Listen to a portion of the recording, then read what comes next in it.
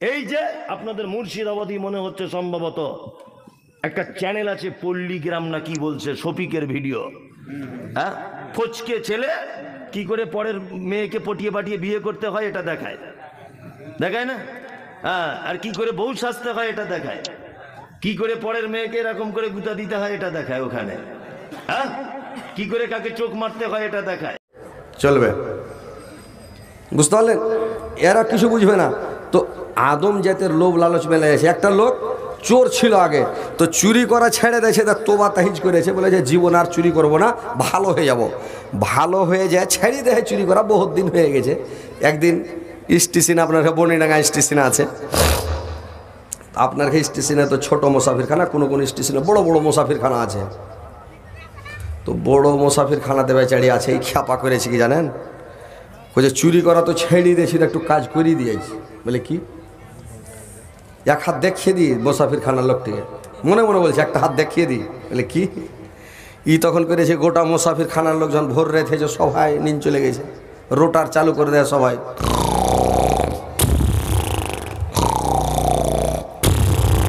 সবাই নিন পারছে। এই খ্যাপা করেছে কি, ইয়ার ব্যাগটা গেলে ওর সিধেনে, ওর ব্যাগটা গেলে ওর সিধেনে, ওর ব্যাগ লিয়া ওর সিধেনে, একটাও ব্যাগ ঠিক রাখেনি। যত গোটা মুসাফিরখানাতে ব্যাগ গেলা চুরি করেনি, ইয়ার ব্যাগ গেলে ওর সিধেনে দিয়েছে, ওর ব্যাগ গেলে ওর সিধেনে দিয়েছে, ওর ব্যাগ গেলে ওর সিধেনে দিয়েছে। ভোরে ফজর রক্তে চেতন হ্যাঁ সব দেখছে, গাড়ি গাড়ি ধরবে, কে বাড়ি যাবে, কে কোনকে যাবে, কে বিদেশ যাবে, কোনে যাবে। উঠে যদি দেখছে ভাই এটা ব্যাগ তো আমার নয়, ও কোথায় এটা ব্যাগ তো আমার নয়, এটা কে নিলে ভাই, কার ব্যাগ রে ভাই? ই দেখছে এটা ব্যাগ তো আমার নয়। গোটা মুসাফিরখানাতে হালচাল বেঁধে গেল। আরও দূর থেকে লক করে টুকুর টুকুর ল্যাপের মধ্যে দেখছে যে কী করছে, মজা লিছে। তো এই লেগে আদম যায় তার ঘে, মানে যদি তোবা করে ছেড়াও দেয়, ফাঁক পেলিলে আরাও ওই এক হাত দেখিয়ে দেবে। বুঝতে পারছেন? জীবনে বেটা ছেলে তোবা করে লেছে, কোনো বেটি ছেলের সাথে তার গল্প করবো না। ঝোঁক একটা ঋণ বেজে উঠলো, ফোনটা ধরে লেছে যে বেটি ছেলের গলা। হ্যাঁ সোনা, কি খবর? ভালো আছে জান? খ্যাপা, তুই তো তোবা করে ছেড়ে দিয়েছিস, বেটে ছেলের সাথে গল্প করে জীবন আর কথা বলবো না। আর ফের যখন মেয়ে লোকের আওয়াজ পেয়েছে তখন হ্যাঁ সোনা বলো, কোথা থেকে বলছে সোনা? কি বুঝো ওকে মাগে, সোনা তো জীবনে কারোর মুখে শুনেনি রে, ওর কল যাব হয়ে গেছে। বুঝতে পারছেন? এই হচ্ছে মানে বেটা ছেলে জাত, পুরুষ জাত, এটা হচ্ছে মানে আদম জাত। ফেরেশতারা আল্লাহর কথা সবটাই মানবে, যেটাই বলবে। এই খটুটাতে পানি বর্ষাও, ফেরেশতাকে আল্লাহ অর্ডার করে মেকাইলকে এই খটুটাতে পানি বর্ষাও, এই খটুটাতে পানি বর্ষাবে, অন্য খটুতে পানি দিবে না। এই খটুটাতে পানি দিবে, অন্য খটুতে পানি দিবে না। আর যেটা বলবে আল্লাহ, ফেরেশতারাকে ওটাই করবে, একটু দিগুদি করবে না। আর মানুষ একটু ফাঁক পেলে এলপেপকে বলে এই খটুটাকে ডুবিয়ে দিই, দিয়ে দেবে। বুঝতে পারছেন? তো এরকম হচ্ছে। তো ৭০,০০০ ফেরেশতা আল্লাহর দরবারে দোয়া করবে। তো সূরা হাসার শেষ ৩টা আয়াত মুখস্থ করে নেবেন। মুখস্থ করে নিয়ে পড়বেন সকালে ফজরের নামাজ পড়ার পরে এবং মাগরিবের নামাজ পড়ার পরে। তাহলে সারা রাত আপনি লাখ ডেকে ডেকে ঘুমাবেন, ফেরেশতারা সারা রাত আপনার জন্য দোয়া করবে। যদি রাত্রের মধ্যে মারা যান ফজরের আগে আগে, শহীদের দরওয়াজা পাবেন, কোনো হিসাব লাগবে না। আর যখন দিনে যদি মারা যান, খাস জান্নাতে, আপনাকে হিসাব লাগবে না, আপনি বিনা হিসাবে জান্নাতে চলে যাবেন। বুঝতে পারলেন? এই এই চ্যাংড়াটার বাড়ি কোনটা? এই তোমাকে ইউটিউবে দেখতে পাচ্ছে নাকি? এই ইউটিউব বানাইছে নাকি, ছোট শর্ট ভিডিও নাকি? দেখা করবে আমার সাথে পরে, বুঝতে পারলে? ঠিক আছে। তো কথা হচ্ছে ভাই, যে কথা হলো যে কথা হচ্ছে ভাই, কথাটা শুনেন, ভালো করে ধ্যান দিয়ে শুনেন। তো এইগুলো দোয়া তাসবিহ পড়েন, সকাল সন্ধ্যা পড়েন, আল্লাহকে অধিক পরিমাণে স্মরণ করেন, সব সময় স্মরণ করেন ভাই, সব সময় আল্লাহকে ডাকেন। বুঝতে পারছেন? আল্লাহকে সব সময় ডাকবেন। আল্লাহ বলছেন ইয়া আইয়ুহাল্লাযীনা আমানু যিকুরুল্লাহা যিকরান কাসীরান, তোমরা অধিক পরিমাণে স্মরণ করো, অধিক পরিমাণে ডাকো, আল্লাহকে সব সময় ডাকো। আল্লাহর কাছে যদি সব সময় চাও, আল্লাহ বিরক্ত হবে না। বাপের কাছে যদি যাও, বাপকে যদি বলো আব্বা এটা দাও, আব্বা 10 টাকা দাও, একটু পরে আব্বা 20 টাকা দাও, আব্বা 30 টাকা দাও, আব্বা ফের 50 টাকা দাও, আব্বা এটা দাও, আব্বা ওইটা দাও।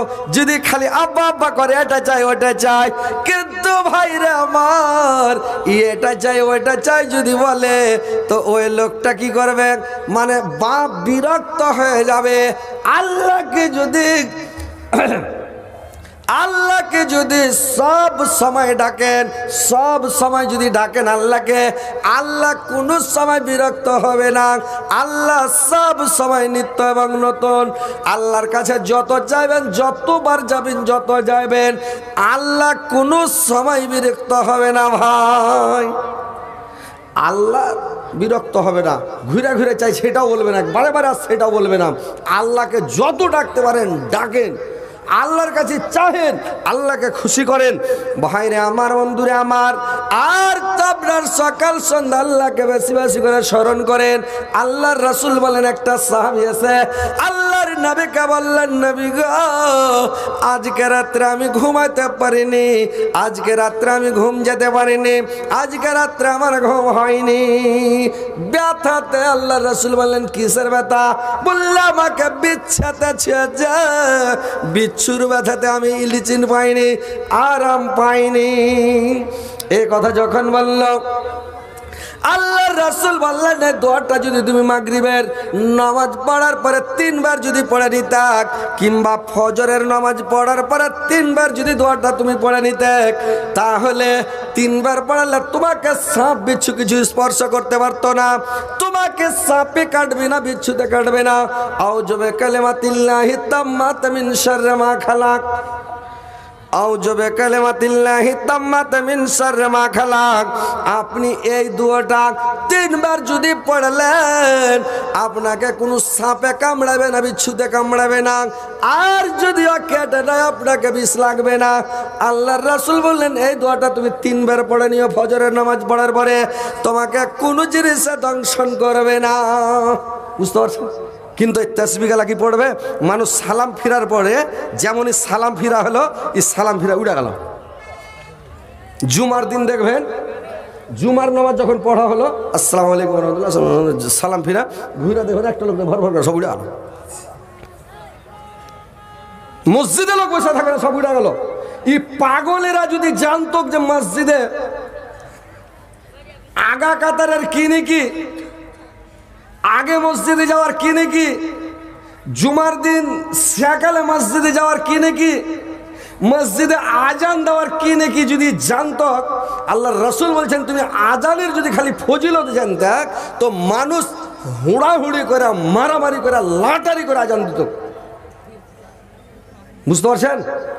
আজানটা মানুষ হুড়াহুড়ি করে আজান দিত, মানে লাটারি করে আজান দিত, কিন্তু আজান দিত। এখন মানুষকে আজান দিতে, এখন আজান দিতে যাবে না। বুঝতে পারছেন? আপনারা ভালো করে শুনবেন, কথাগুলো মন দিয়ে শুনেন। এরা আজান দিতে যাবে না, জুমার দিন সকালে যাবে না, সালাম ফিরে দেখছেন সব উড়ে গেল। কেন? আল্লাহর নবী বললেন, তোমার জুমার দিনটা হচ্ছে ঈদের দিন, জুমার দিনটা হচ্ছে তোমাদের ঈদের দিন, সেদিন খুশি মানাও। আর ঈদের দিন তুমি খুশি মানাও, ঈদের দিন তুমি খুশি মানাও। আর ঈদের দিন তুমি কি করো? যে ঈদের দিন, জুমার দিনটাকে ঈদের দিন বলা হয়েছে। আল্লাহর নবী বললেন, তুমি জুমার দিন যদি স্ত্রীর সাথে সহবাস করো, আর স্ত্রীর সাথে সহবাস করা ফরজ গোসল করো, আর ফরজ গোসল করে ওই উজুতে এবার তুমি জুম্মা পড়তে বেরিয়ে যাও। আর জুম্মা যখন পড়তে যাবে রে ভাই, নতুন জামা প্যান্ট লাগিয়ে নিবে, একটা ড্রেস আলাদা করে তুলে রেখে দিবেন। এখন কোনো মানুষের কি অভাব আছে ভাই? অভাব আছে? কথা বলেন, হ্যাঁ করেন, অভাব আছে? 14টা করে ড্রেস আছে, কিন্তু মানুষ যখন শ্বশুরের বাড়ি যাবে, বাক্সা থেকে ড্রেস বের করে লাগাবে, একবারে নতুন শার্ট, নতুন পাঞ্জাবি লাগাইলে, আর একবারে বডি স্প্রে ফস ফস করে দিয়েছে, সেন্ট দেওয়া বেরিয়ে গেল। শ্বশুরের বাড়ি গেলে একটা মুরগা খেতে দেবে, একদিন খেতে দেবে, 2 দিন খেতে দিবে, 3 দিন কোনো খেতে, 4 দিন কেন কচুর শাক রানবে। কচুর শাকে কি করেন আপনারা? কচু করেন না কি করেন? শাক দিয়ে ভাত দিবে জামাইকে 3 দিন পরে। আল্লাহ আপনাকে সারাটা জীবন, সারা জিন্দগি মরা পর্যন্ত আপনি হুঁশ ছিল না, মার পেটে ছিলেন, আল্লাহ মার পেটে খাইয়েছে আপনাকে, কানেকশন করেছে লাড়ির সাথে, খিলি আল্লাহ আপনাকে মার পেটে বড় করে চোখ মুখ দিয়ে আকার আকৃতি দিয়ে বড় করে মা তোমাকে মানুষ করে, মানে মার পেটে মানুষ, তুমি মানুষের মতন মানুষ আকার আকৃতি ধারণ করে তুমি পৃথিবীতে তোমার জন্য আল্লাহ খাবার গোডাউন ফ্যাক্টরিতে খাবার তৈরি করে রেখেছে। আস্তে মাত্র আপনি গরম তাজা তাজা দুধ পান করছেন, খাচ্ছেন, বড় হয়ে গেলেন। আপনাকে সারাটা জীবন মাছ মাংস, এখন একটা লোক ডেলি মাছ মাংস না হলে ছেলেপিলা খাবে না, আপনি শান্তি পান্না খাচ্ছেন, এত খাবার দিচ্ছে। কিন্তু মানুষ যখন নামাজ পড়তে যাবে, একটা গাঞ্জি গাইদা মসজিদে চলে গেল, একটা শরমের কথা, একটা গাঞ্জি গাইদা মসজিদে চলে যায় মানুষ, গামছা গায়ে দিয়ে নামাজ পড়তে চলে যায় মানুষ, পুরানা শার্ট গায়ে দিয়ে মসজিদে চলে যাবে জোহর আসর মাগরিব নামাজ পড়তে। এগুলো মানুষের একটা স্বভাব। আল্লাহ রাসূল বললেন, তুমি যে ড্রেসটা পিনে শ্বশুরের বাড়ি যেতে পারবা, ওই ড্রেসটা গায়ে দিয়ে তুমি মসজিদে যাও। তোমার শ্বশুর শাশুড়ির হক বেশি না তোমার আল্লাহর হক বেশি? যে শ্বশুরের বাড়ি যাচ্ছ তখন তুমি ভালো ভালো ড্রেস লাগিয়া, আর নিজের বাড়ি যখন আর শ্বশুরের বাড়ি যাচ্ছ ভালো ড্রেস লাগিয়া, আর মসজিদে নামাজ পড়তে যাচ্ছ তখন পুরানা শার্ট তো পুরানাটাই গায়ে দিয়ে চলে গেলা, ছিঁড়া শার্ট তো ছিঁড়াটাই গায়ে দিয়ে চলে গেলা, গামছা তো গামছা গায়ে দিয়ে চলে গেলা।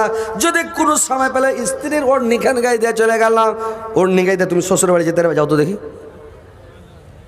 তো আল্লাহর রাসূল বললেন, ঈদের দিন জুমার দিন তুমি একটু সেন্ট ফেন্ট লাগাও রে ভাই, একটু আতর লাগাও, সুরমা চোখে লাগাও, আর সেজে কুজে তোমরা মসজিদে হেঁটে যাও। মোটর সাইকেল চালিয়ে যেও না, চার চাক্কা চালিয়ে জুমা পড়তে যেও না, হেঁটে যাও। আল্লাহর নবীর সাহাবীরা যেদিন থেকে শুনেছিলেন পাগলাকে ছোট করে করে ড্যাঙ্গলা ছোট ছোট করে হাঁটছে, প্রত্যেক পায়ের বদলে প্রত্যেক ড্যাঙ্গের বদলে একটা করে কবুল হজের নেকি পাবে রে ভাই। এই